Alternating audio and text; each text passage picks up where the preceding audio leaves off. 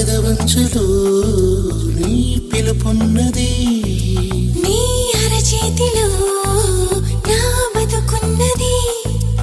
ఇన్నాళ్ళెంత పిచ్చోని నేను మనసిస్తుంటే తప్పించుకున్నా, మొత్తం మీద విసిగించి నిన్ను ఏదోలాగా దక్కించుకున్నా. మనసున్నది ఇచ్చేందుకే కనులు